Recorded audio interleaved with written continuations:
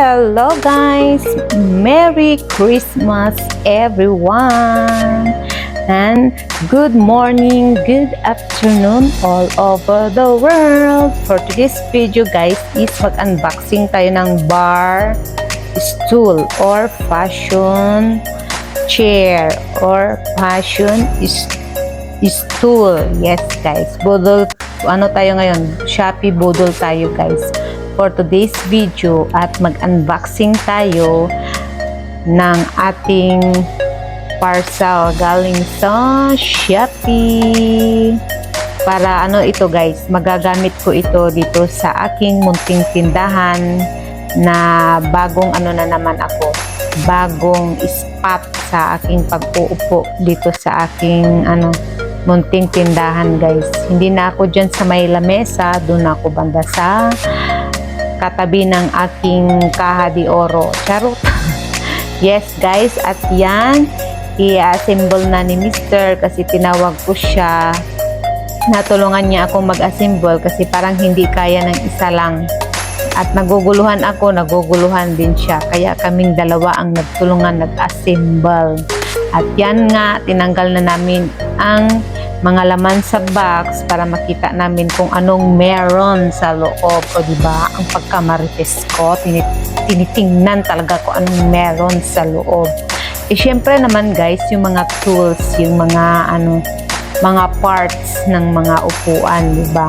Kaya para ma-assemble natin, kaya chinek namin kung kompleto ba siya. So ayan na yan, kompleto na siya. Ayan, sinimula na ni Mr. na mag-assemble. Kaya ayan, sumali na din ako at patawa-tawa pa ako kasi nga hindi namin alam kung paano gawin. Mayroon naman siyang instruction guys, pero mas naguguluhan kami sa instruction niya. Kaya nag-ano na lang kami, nagsarili na lang kami ng ng assemble ng sarili naming kung sa Bisaya pa is nagmao-mao na lang kami guys, nagmamarunong kami guys. Kaya siguro naman ay matutunan namin yan. Kaya ganun talaga, marami kaming dyan, tawanan kaming dalawa kasi puro kami mali-mali, puro kami try and error kami guys. Kaya keep on watching. Tingnan nyo na lang guys ang aming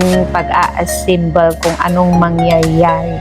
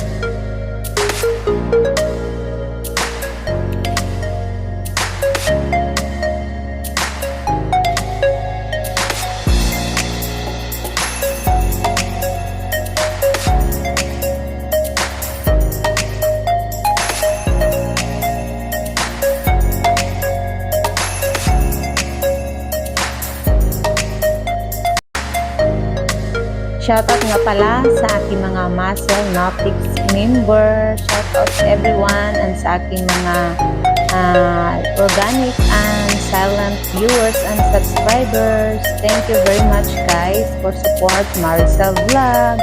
God bless you all and happy good day. Thank you very much and bye-bye. Thank you for watching guys.